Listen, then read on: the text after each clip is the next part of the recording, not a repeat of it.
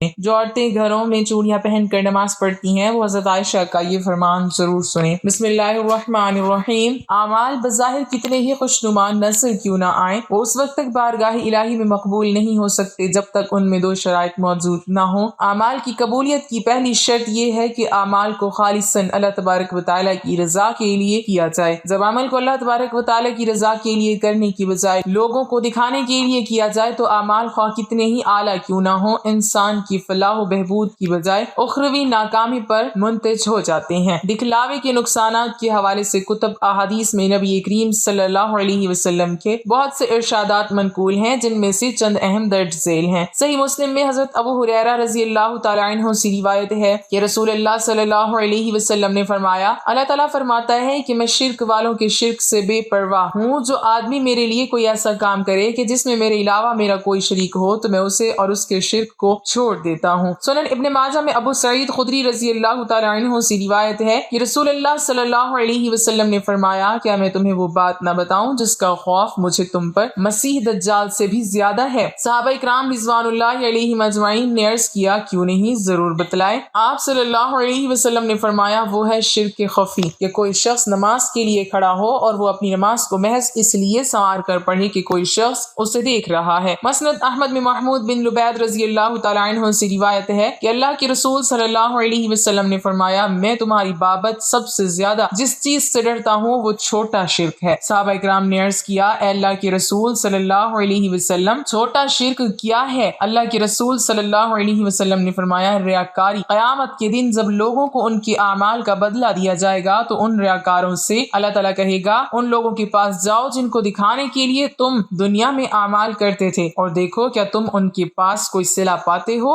اسی صحیح مسلم اور سنن نسائی کی ایک حدیث میں حضرت ابو ہریرہ رضی اللہ تعالیٰ عنہ سے مروی ہے، حضور صلی اللہ علیہ وسلم نے فرمایا، قیامت کے دن 3 بندے رب کی بارگاہ میں حاضر ہوں گے، ان میں سے پہلا شخص ایسا ہوگا جو کہ شہید ہوگا۔ اللہ تعالیٰ اس کو دنیا میں دی جانے والی نعمتیں گنوائے گا، شہید نعمتوں کا اقرار کرے گا، پھر اللہ تعالیٰ اس سے پوچھے گا، تو نے ان سب نعمتوں کے مقابل دنیا میں میرے لیے کیا؟ تو وہ عرض کرے گا، میں نے تیری راہ میں اپنی جان قربان کر دی۔ رب فرمائے گا، تو جھوٹا ہے، تو نے جان اس لیے قربان کی کہ لوگ تجھے بہادر اور شہید کہیں، تو شہید کہلا چکا۔ فرشتوں، لے جاؤ اس کو اور ڈال دو جہنم میں۔ فرشتے اس کو گھسیٹتے ہوئے لے جائیں گے اور اسے جہنم میں ڈال دیں گے۔ پھر دوسرا شخص رب تعالیٰ کی بارگاہ میں حاضر ہوگا جو عالم وقاری ہوگا، رب اس کو بھی دنیا میں دی گئی نعمتیں گنوائے گا، وہ ان نعمتوں کا اقرار کرے گا، پھر اللہ تعالیٰ اس سے پوچھے گا کہ تو نے ان نعمتوں کے مقابل دنیا میں میرے لیے کیا کیا؟ وہ عرض کرے گا، میں نے علم سیکھا اور سکھایا، قرآن پاک پڑھا اور پڑھایا۔ اللہ تعالیٰ فرمائے گا، تو نے علم سیکھا اور سکھایا کہ عالم کہلایا جائے، قرآن پاک اس لیے پڑھا اور پڑھایا کہ قاری کہلایا جائے، تو دنیا میں تو کہلا چکا۔ فرشتے، لے جاؤ اس کو اور ڈال دو جہنم میں۔ فرشتے اس کو گھسیٹتے ہوئے لے جائیں گے اور جہنم میں ڈال دیں گے۔ پھر ایک سخی رب تعالیٰ کی بارگاہ میں حاضر ہوگا، اللہ تعالیٰ اس کو بھی دنیا میں دی جانے والی نعمت یاد دلوائے گا، وہ نعمتوں کا اقرار کرے گا، پھر اللہ تعالیٰ فرمائے گا کہ تو نے ان نعمتوں کے مقابل دنیا میں میرے لیے کیا کیا؟ وہ عرض کرے گا، اے رب، میری ساری دولت تیری مخلوق میں لٹا دی۔ رب تعالیٰ فرمائے گا، تو جھوٹا ہے، تو نے دولت اس لیے خرچ کی کہ لوگ تجھ کو سخی کہیں، تو دنیا میں سخی کہلا چکا۔ فرشتوں، لے جاؤ اس سخی کو اور جہنم میں ڈال دو۔ فرشتے اس کو گھسیٹتے ہوئے لے جائیں گے اور جہنم میں ڈال دیں گے۔ اسی طرح ایک اور حدیث مبارکہ میں حضرت ابو ہریرہ رضی اللہ تعالیٰ عنہ سے روایت ہے کہ رسول اللہ صلی اللہ علیہ وسلم نے فرمایا، کچھ گھوڑے ایسے ہیں جو آدمی کے لیے اجر و ثواب کا باعث ہیں، اور بعض گھوڑے ایسے ہیں جو آدمی کے لیے ستر و حجاب کا ذریعہ ہیں، اور بعض گھوڑے وہ ہیں جو آدمی پر بوجھ ہوتے ہیں۔ اب رہا وہ آدمی جس کے لیے گھوڑے اجر و ثواب کا باعث ہوتے ہیں، وہ ایسا آدمی ہے جس نے گھوڑوں کو اللہ کی راہ میں کام آنے کے لیے باندھ کر پالا اور باغ و چراگاہ میں چرنے کے لیے ان کی رسی لمبی کی، تو اس رسی کی درازی کے سبب چراگاہ اور باغ میں جتنی دور بھی چریں گے اسی اعتبار سے نیکیاں لکھی جائیں گی، اور اگر وہ اپنی رسی توڑ کر آگے پیچھے دوڑنے لگیں اور بقدر 1-2 منزل بلندیوں پر چڑھ جائیں تو بھی ان کے ہر قدم، اور حارث کی روایت کے مطابق حتیٰ کہ ان کی لید یعنی گوبر پر بھی اسے اجر و ثواب ملے گا، اور اگر وہ کسی نہر پر پہنچ جائیں اور اس نہر سے وہ پانی پی لیں اور مالک کا انہیں پانی پلانے کا پہلے کوئی ارادہ بھی نہ رہا ہو تو بھی یہ اس کی نیکیوں میں شمار ہوں گی اور اسے اس کا بھی اجر ملے گا۔ اور اب رہا دوسرا،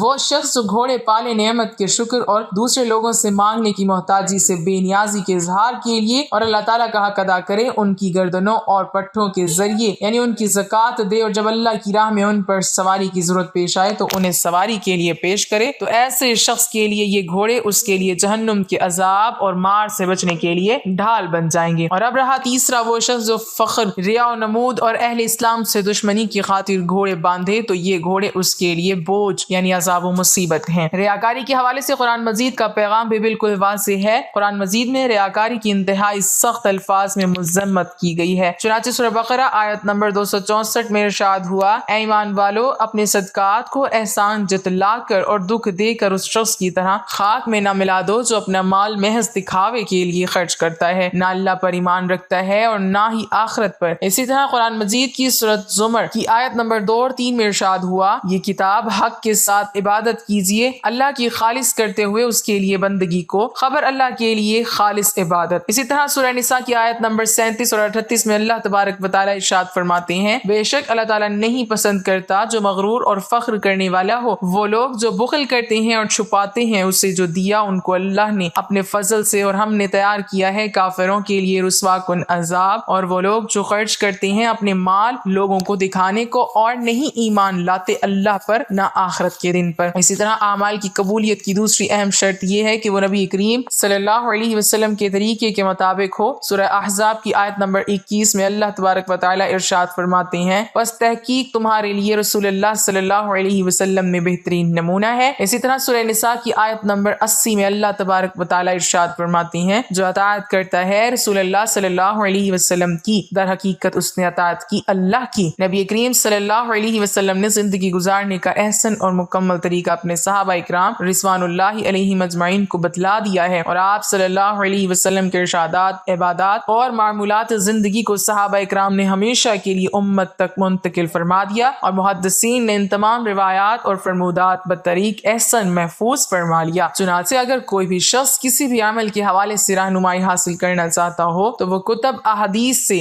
نبی کریم صلی اللہ علیہ وسلم کے اسوہ کے بارے میں معرفت حاصل کر سکتا ہے۔ خلوص نیت کے بعد کسی بھی شخص کا عمل آپ صلی اللہ علیہ وسلم کے عمل سے مطابقت رکھے گا تو قبول ہوگا۔ اس کے برعکس جو شخص نبی کریم صلی اللہ علیہ وسلم کے اعمال کی پیروی نہیں کرے گا، اس کا عمل اللہ تبارک و تعالیٰ کی بارگاہ میں قبول نہیں ہو سکتا۔ چنانچہ ہمارے عقائد، نمازیں، روزے، زکوٰۃ، حج، معیشیت، معاشرت، سیاسیات اور دیگر معاملات نبی کریم صلی اللہ علیہ وسلم کے اسوہ کے مطابق ہونے چاہیے۔ اگر ہمارے اعمال میں اخلاص ہوگا اور ان کی بجا آوری کا انداز نبی کریم صلی اللہ علیہ وسلم کے طریقے کے مطابق ہوگا تو انشاءاللہ اللہ تبارک و تعالی ہمارے اعمال کو قبولیت سے ضرور ہمکنار کرے گا، اس لیے کہ اس نے خود سورہ آل عمران کی آیت نمبر 195 میں ارشاد فرمایا کہ بے شک میں نہیں ضائع کروں گا کسی عمل کرنے والے کے عمل کو۔ بناؤ سنگھار خواتین کے فطرت اور ان کا صنفی حق ہے، لیکن موجودہ زمانے میں بے خدا تہذیب نے بناؤ سنگھار کے معاملات کو مسلمانوں کے لیے آزمائش بنا دیا ہے۔ اللہ تبارک و تعالی پر ایمان اور اس کے رسول صلی اللہ علیہ وسلم سے وفاداری کا تقاضا یہ ہے کہ اس سلسلے میں اس کی ہدایت کو دیکھا جائے اور اس کی حد کو پار کرنے کی کوشش نہ کی جائے۔ یہ بات واضح ہے کہ عورت کو انسانی زندگی میں بہت اہم مقام حاصل ہے۔ کائنات کا سارا حسن عورت ہی کے دم قدم سے ہے، اور اسلام نے عورت کو سب سے پہلے اس کی وجود، اس کی حیثیت اور مرتبے کا احساس دلایا ہے۔ یہ عورت پر اسلام کا احسان ہے۔ زیبائش اور سنگھار عورت کا بنیادی اور فطری حق ہے، جو کہ بعض حالات میں اس پر واجب بھی ہو جاتا ہے۔ بہرحال بننا، سنورنا، میک اپ کرنا عورت کی فطرت کے عین مطابق ہے، لیکن موجودہ زمانے میں نت نئے فیشن اور مقابلہ حسن کی دوڑ نے عورت کو بناؤ سنگھار کے معاملے میں حدود سے آگے نکال دیا ہے۔ اسلام عورت کے بناؤ سنگھار کا قطعی مخالف نہیں ہے، لیکن وہ عورت کو شو پیس بننے یا بنانے سے روکتا ہے اور یہ قید لگاتا ہے کہ اس کا بناؤ سنگھار دنیا کو دکھانے اور شو پیس بننے کے بجائے صرف ایک ہی مرد کے لیے ہو، اور اس بناؤ سنگھار کو اس کے محارم ہی دیکھ سکیں اور وہ بھی مکمل آداب کے ساتھ دیکھیں۔ رسول اکرم صلی اللہ علیہ وسلم کا ارشاد ہے کہ جو عورت خوشبو لگا کر باہر نکلے اور اس کا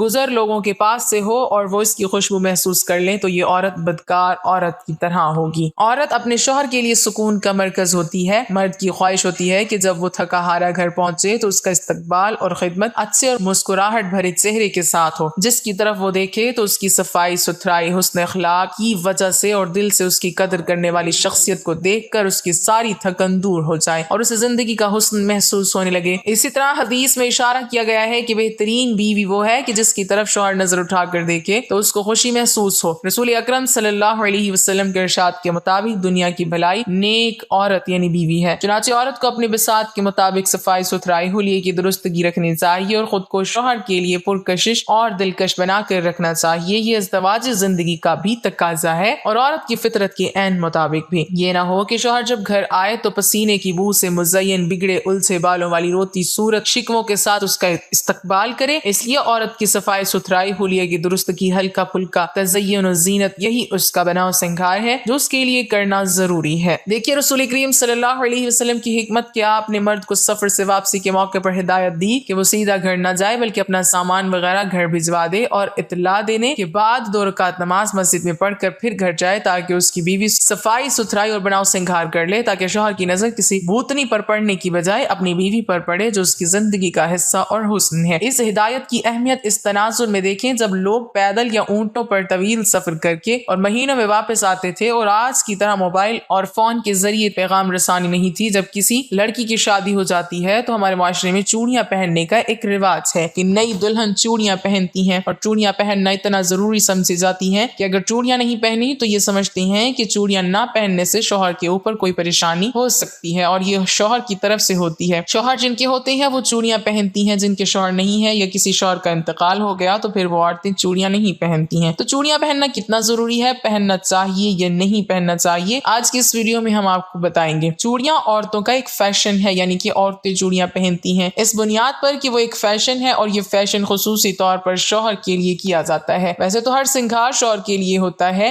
یہ ہر عورت جانتی ہے۔ ہر عورت یہ کہہ رہی ہوتی ہے کہ ہم اپنے شوہر کے لیے میک اپ کر رہے ہیں، لیکن ایسا ہوتا نہیں ہے۔ اگر واقعی کوئی عورت اپنے شوہر کے لیے میک اپ کرتی ہے تو پھر وہ اسپیشل رات کے لیے تیار ہو، رات کو میک اپ کر کے سوئے، کیونکہ رات میں ہی اس کا شوہر گھر ہوتا ہے، تو پھر اس میں کوئی گناہ بھی نہیں ہے۔ اور جو عورتیں شوہر کے لیے میک اپ کر رہی ہیں تو وہ جائز ہے اور اس میں اس عورت کو ثواب بھی ملے گا۔ اور اگر کوئی عورت اس نیت سے میک اپ کر رہی ہے کہ ہم گھر سے باہر جا رہے ہیں، لوگ ہمیں دیکھیں گے، تو یہ بہت بڑا گناہ ہے۔ اور اگر عورتیں یہ سوچتی ہیں کہ اگر ہم باہر بغیر میک اپ کے جائیں گے تو ہمارے شوہر پہ ہی الزام آئے گا کہ ان کا شوہر ان کو کپڑے اچھے نہیں دلاتا، تو اپنے شوہر کی عزت کے لیے اچھے کپڑے پہن کر میک اپ کر کے جانا بہت اچھی بات ہے، لیکن آپ خیال رہے کہ نامحرم آپ کو نہ دیکھنے پائے۔ آپ کے جو محرم لوگ ہیں وہ آپ کو دیکھ سکتے ہیں۔ اور اسی طرح چوڑیاں بھی شوہر کے لیے عورتیں پہنتی ہیں جب تک شوہر حیات رہتا ہے، اور اگر کسی شوہر کا انتقال ہو جاتا ہے تو پھر وہ عورت اپنی چوڑیوں کو نکال دیتی ہے۔ صرف چوڑیاں نہیں بلکہ سارا ہی میک اپ شوہر کے لیے ہوتا ہے، اور یہ ظاہر سی بات ہے کہ یہ ایک رواج ہے، یہ قرآن حدیث یا شریعت میں نہیں ہے۔ اب اگر کوئی عورت شادی شدہ ہے، اس نے چوڑی نہیں پہنی ہے تو اس کی نماز نہیں ہوگی۔ اس سے نماز کا چوڑیوں سے کوئی تعلق نہیں ہے۔ نماز ایک عبادت ہے اور چوڑیاں پہننا ایک فیشن ہے، تو فیشن اور عبادت کا تعلق کیسے ہو سکتا ہے؟ اگر ایسا ہو جائے تو پھر نماز کے لیے اگر چوڑیاں ضروری ہیں تو پھر جن کی شادی نہیں ہوئی، کنواری لڑکیاں، ان کی نماز بھی قبول نہیں ہوگی۔ تو یہ صرف چلی چلائی لوگوں میں باتیں ہوتی ہیں، اس لیے ان چیزوں سے نکل کر اسلام کی پیروی کرنا چاہیے۔ چوڑیاں جو عورتیں پہنتی ہیں ان کو یہ چاہیے کہ وہ ایسی چوڑیاں نہ پہنیں کہ جو چوڑیاں بجیں، آواز کریں، ان سے بچنا چاہیے۔ عورت کے لیے زیورات پہننا جائز ہے اور ان زیورات میں نماز ادا کرنا بھی جائز ہے، البتہ نامحرموں سے پردے کا اہتمام نماز اور نماز کے علاوہ دونوں صورتوں میں ہونا ضروری ہے۔ لہٰذا اس صورت میں عورت چوڑیاں پہن کر نماز پڑھے اور اس سے آواز پیدا ہو جائے یا کبھی وہ آواز غیر محرم تک اتفاقی طور پر پہنچ جائے تو اس سے عورت کی نماز خراب نہیں ہوگی۔ حضرت عائشہ صدیقہ رضی اللہ تعالی عنہا عورتوں کے بغیر زیور نماز پڑھنے کو ناپسند فرماتی اور فرمایا کرتی اگر اور کچھ نہ ہو تو ایک ڈورا ہی گلے میں لٹکا لے۔ حضور صلی اللہ علیہ وسلم فرماتے ہیں انگوٹھی صرف چاندی ہی کی پہنی جا سکتی ہے، دوسری دھات کی انگوٹھی پہننا حرام ہے، مثلا لوہا، پیتل، تانبا، جست وغیرہ۔ ان دھاتوں کی انگوٹھیاں مرد و عورت دونوں کے لیے ناجائز ہیں۔ فرق اتنا ہے کہ عورت سونا بھی پہن سکتی ہے اور مرد نہیں پہن سکتا۔ حدیث میں ہے کہ ایک شخص حضور صلی اللہ علیہ وسلم کی خدمت میں پیتل کی انگوٹھی پہن کر حاضر ہوئے، فرمایا کیا بات ہے کہ تم سے بت کی بو آتی ہے؟ انہوں نے وہ انگوٹھی پھینک دی۔ پھر دوسرے دن لوہے کی انگوٹھی پہن کر حاضر ہوئے، فرمایا کیا بات ہے کہ تم پر جہنمیوں کا زیور دیکھتا ہوں؟ انہوں نے اس کو بھی اتار دیا اور عرض کی یا رسول اللہ صلی اللہ علیہ وسلم کس چیز کی انگوٹھی بناؤں؟ فرمایا کہ چاندی کی، اور اس کو ایک مسقال پورا نہ کرنا۔ احادیث کی روح سے چاندی کی انگوٹھی مردوں کے لیے حلال ہے اور سونے، لوہے اور پیتل کی انگوٹھی ان پر حرام ہے۔ سیدی اعلی حضرت رحمت اللہ علیہ ارشاد فرماتے ہیں ہاتھ خواہ پاؤں میں تانبے، سونے، چاندی، پیتل، لوہے کے چھلے یا کان میں بالی یا بندہ یا سونے خواہ تانبے، پیتل، لوہے کی انگوٹھی اگرچہ ایک تار کی ہو یا 4.5 ماشے چاندی یا کئی نگ کی انگوٹھی یا کئی انگوٹھیاں اگرچہ سب مل کر ایک ہی ماشے کی ہوں، کہ یہ سب چیزیں مردوں کو حرام ہونا جائز ہیں۔ مردانہ طرز کی انگوٹھی عورت کو پہننا جائز نہیں ہے کہ مردوں سے مشابہت ہے اور مردوں سے مشابہت اختیار کرنے والی عورتوں کے متعلق متعلق بخاری شریف میں ہے، رسول اللہ صلی اللہ علیہ وسلم نے عورتوں کے ساتھ مشابہت کرنے والے مردوں اور مردوں کے ساتھ مشابہت اختیار کرنے والی عورتوں پر لعنت فرمائی ہے۔ ہم امید کرتے ہیں کہ آپ کو اس بات کی سمجھ آ گئی ہوگی کہ زیورات میں مردوں اور عورتوں کے لیے کیا جائز ہے اور کیا ناجائز ہے، اسی لیے ہر وہ چیز استعمال کریں جو آپ کے لیے بہتر ہے اور جس کی دین اسلام ہمیں اجازت دیتا ہے۔ دعا ہے کہ اللہ پاک ہمیں دین کی مکمل سمجھ نصیب فرمائے اور ہمیں نیکوکاروں میں شامل کرے، آمین۔